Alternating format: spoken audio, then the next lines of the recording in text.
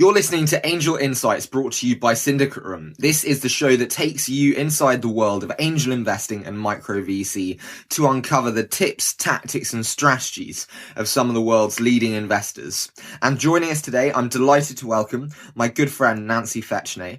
Now, Nancy is a partner at Flight Ventures, where she runs the UK syndicate, which now has over 430,000 committed to it.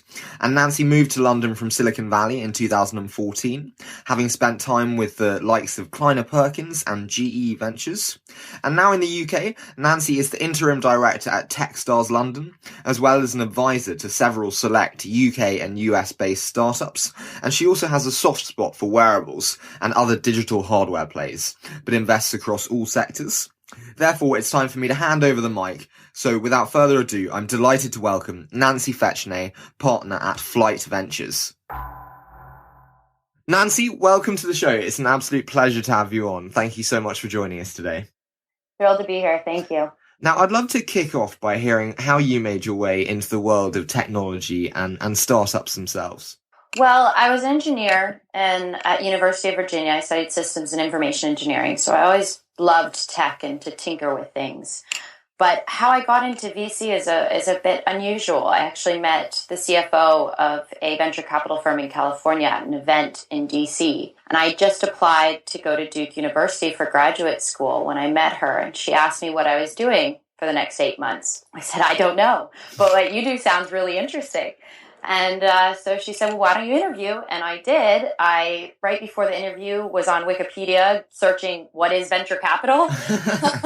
But I got the job, and 2 weeks later, I was moving to California. And that was my first entry into venture capital. And from there, I just fell in love with the idea of working with founders and being a part of building incredible businesses. And then I have to ask, now operating in the UK, and when looking back to that time working in the US, having worked in both the venture scenes now, when you compare them, what are the biggest differences for you?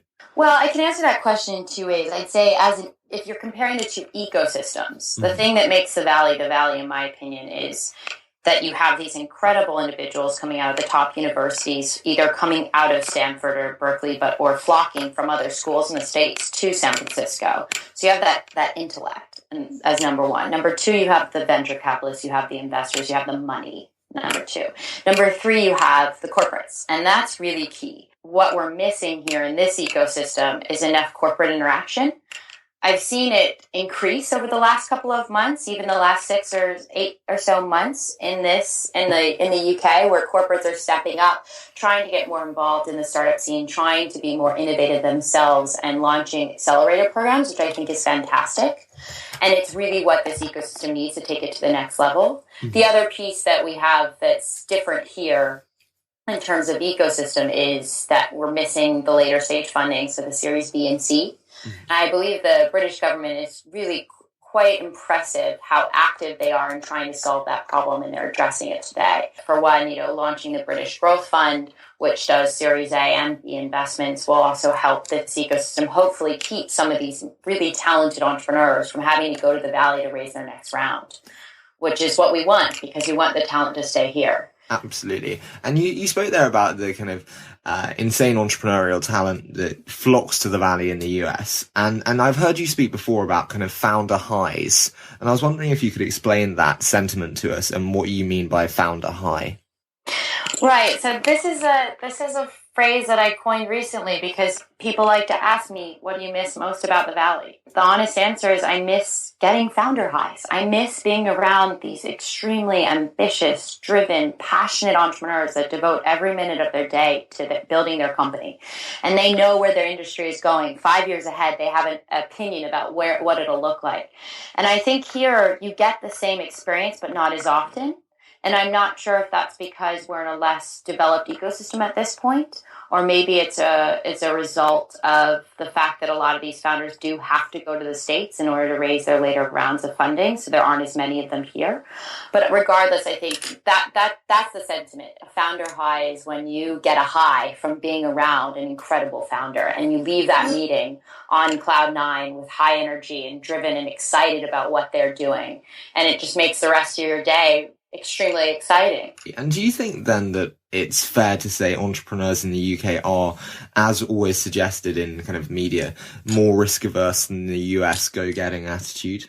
I think as a culture, Europeans tend to be more risk averse. And I hate saying that and generalizing individuals, mass number of individuals like that, but I think it is true. Mm-hmm. I also think it's a result of the investors. I think some investors here are risk averse. You know, they might come from iBanking or private equity where they're used to having KPIs and numbers to base a decision off of. And therefore, when they don't have those things, they don't want to make the investment or encourage founders to take smaller steps in order to build the business.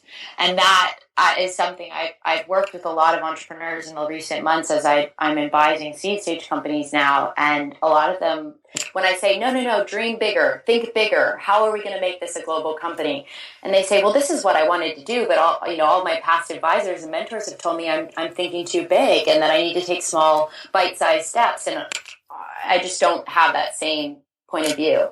And as a seed advisor to many really early stage companies, I'd love to hear then probably the most common mistakes that happen at that stage. Is there a recurring issue that always happens if it's lack of product market fit, co-founders not getting on? What's the common thing that always comes up in terms of problems with startups? I could give you a list of 10 or 20 things that happen, but to be honest, that's what's so exciting about the startup world. There is no common thing. In this ecosystem, I see more often, especially lately, young founders or first-time founders getting taken advantage of, which is saddening a bit, by more seasoned investors or individuals that can get them money from high net worths because of the SEIS, EIS funding, and that's frustrating. Because I wish that people weren't taken advantage of in that sense, but it is true. And then the other part of it is that you have a lot of really brilliant technical minds here coming out of the top universities, and yet they don't have the same business background. So they have great tech and they don't know how to build a business around it. Mm-hmm.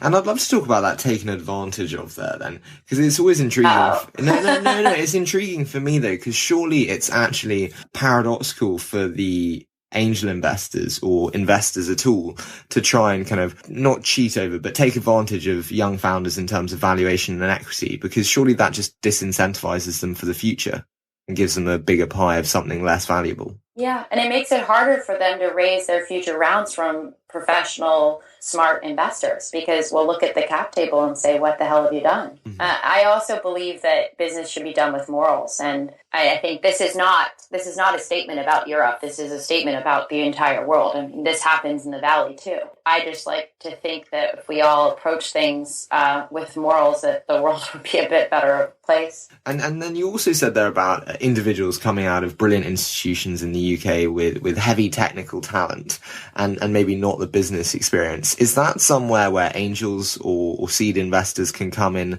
and provide those, or is it something that you think needs to be inherent within a founding and core team? I think that eventually, and it depends on the stage of the company, you do need a business mind on the team to drive the business forward. That can't all be done by advisors and mentors. Mm-hmm. When it comes to the early stages of a business, if you have the right advisory network or the right people working with you, sure, you can get pretty far with their advice and their help being a heavy tech founder. You can read the right books and go to the right seminars to learn how to build a business around what you've created. But eventually you will need to bring someone on the team that can help drive the business and grow the business. Otherwise, you're not going to have a reputable company in the end. And I want to now delve into you and Flight UK and your work in the kind of UK tech space. So why did you decide to set up with Gil? What was the kind of catalyst for you joining?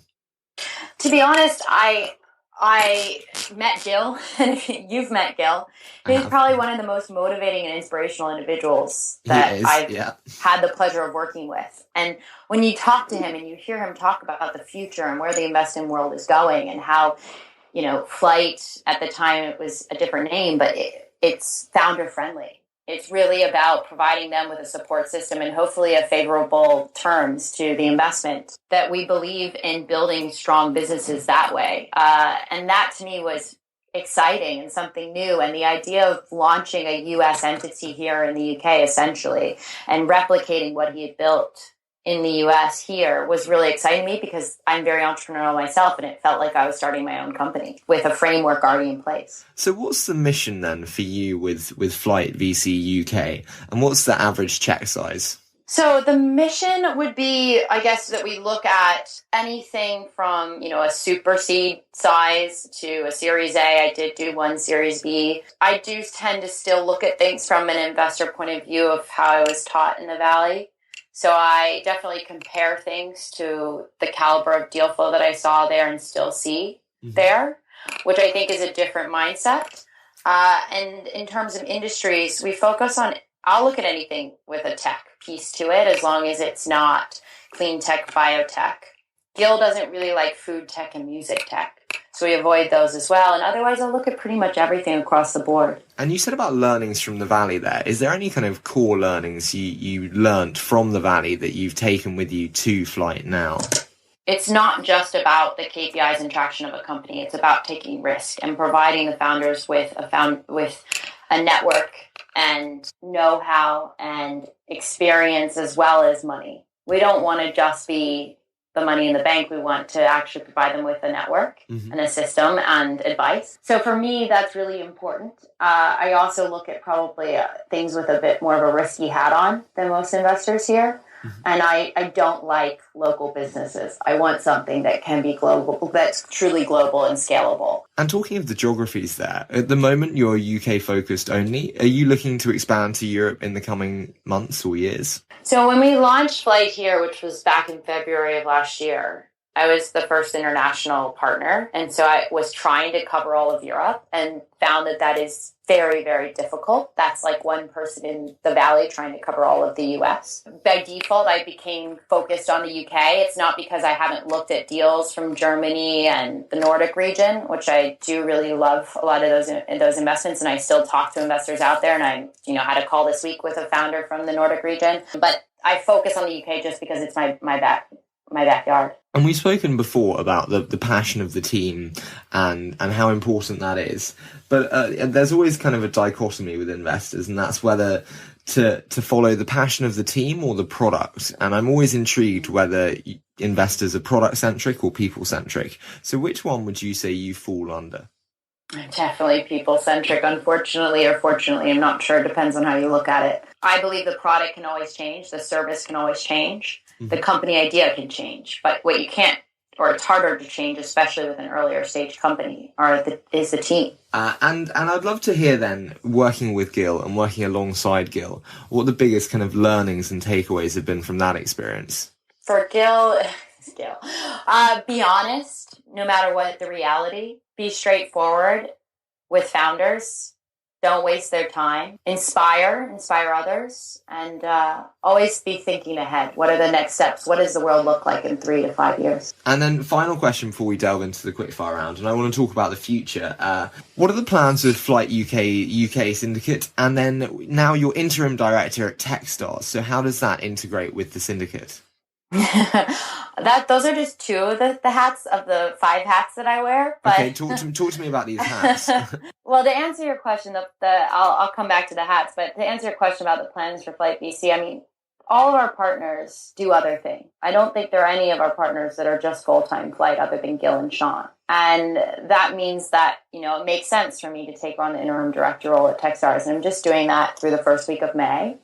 And on top of that, I also am launching a female founders brand right now, a service and mentoring network for the ambitious young female founders in the UK. I also am starting something called the Inspire Movement, sponsored by Google, which I'm not openly talking about yet, but our website should go up in the next 2 weeks. And then, as you know, I buy seed stage companies. And to be honest, that's probably the most rewarding of all of them, because I get to see founders from the beginning of the day, have a huge problem. And then we address it throughout the day, and they walk away with a plan of how to attack it and what to do over the next 3 to 6 months. And to me, that's really rewarding. So all those things do align. When I'm looking at really early stage stuff, pre-seed, post a small angel or EIS or SEIS round. Mm-hmm. It's interim director at Techstars, because I hope that they apply to be a part of the summer cohort. With Series A, I'm wearing my Flight hat. With the guys raising a seed round, a typical seed round, I'm usually advising them. And then female founders and Inspire are completely separate. And what's your weighting in each kind of hat-wearing responsibility? Do you lean much more towards flight, towards Techstars? Depends on the hour of the day. I think of Techstars as my biggest client, so I work with them 2 days a week. Okay. And the rest of the time, and I think about it that there's 5 more days in the week, I try and take one of those days off to do something fun. Last weekend I went skydiving. This week I'll play some tennis. And the rest of that time is split pretty evenly through the rest of it. Okay, fantastic. And I'd love to dive into a quick fire round now where I say a short statement and you give me your immediate thoughts. All right. So your favourite book and why? So I love reading inspirational quote books. Okay. I know it's a bit dorky, and I have about 50 of them in my flat at home. Right now, I'm also reading The Machine Learning, the Art of Science and Algorithms That Make Sense of Data by Peter Fletch. But other than that, I kind of I have my nerdy books, and then I have my inspirational ones. And then you're a very busy lady, so what are the top productivity tips and tools? I knew you were going to ask that question. I had to. This has been in the offing, this meeting, for months, so I had to ask. This is the problem. I don't have good enough ones. So what you need to do is send me an email with what everybody else said to this question. But to be honest, what I'm working on right now is learning to say no. And I try and remember the quote that to be world class at one thing, you need to say no to 99% of the other things you could be doing. Mm-hmm. So I'm working on that skill right now. And then if you could give founders one piece of advice, what would it be? Dare to dream big. Don't let the dark moments and the hard times bring you down. And then which founder do you most respect or admire? You know, this is another one that's funny. I could say Steve Jobs or Sam Altman, or I could even say Gil Bacino. But to be honest, the person who's impacted me the most in my life as an entrepreneur is my father. What did your father do, if you don't mind me asking? So he worked his way up at the bottom of a family business, and when he got to the top, and I don't know if this is public knowledge, so I better be careful, but it was bankrupt. And so he had to rebuild the business alongside the CEO. He was president, there was a CEO, and they developed a technology for the food service business, the first of its kind, to basically order food from restaurants, to order food from them and do it all electronically rather than on paper by fax. And that took off. And now he is a private investor himself. And then I'd love to hear your favorite blog or newsletter. I'm always looking for more. The newest one, the one that, I read all the typical ones, and I love the term sheet, and Premic is great. But the newest one that I've been reading lately that I like is called The Memo by Alex Wood. I don't know if you've come across it. I have actually, yeah. He was on Balderson's podcast recently, I've spoke to him the other day. Yeah, I really like The Memo. It keeps me up to date, and it's fun, and it's kind of sexy and different. Awesome. And then finally, your most recent investment and why you said yes. So my most recent investments were angel investments, actually, in Kodak and Listable. And the reason I said yes to those was it came down really to the founder and their team. I think both of them will be extremely successful in their life. And if I could have invested I actually often think about if I could just invest in the individual. I don't know if this company will be it, but I think they're going to be extremely successful in their lifetime. Maybe I could just buy equity in them, but I instead had to buy equity in their businesses. Fantastic. Well, thank you so much, Nancy, for joining us today. It's been absolutely brilliant to hear your story, and I'm so grateful for you giving up the time. No, thank you, Harry. This has been really fun. I really enjoyed it. And again, I'd like to say a huge thank you to Nancy for giving up her time today to be on the show. What an incredible story it is with Flight Ventures, and we look forward to seeing the growth of the syndicate. And if you're loving Angel Insights, then you can follow us on Twitter at SyndicateRoom. Also, we'd like to remind you that early stage investing is risky. Therefore, please ensure to do the proper due diligence prior to making the investment. Thank you so much, as always, for tuning in. And we look so forward to bringing you next week's episode with Bitcoin Jesus, Roger Ver.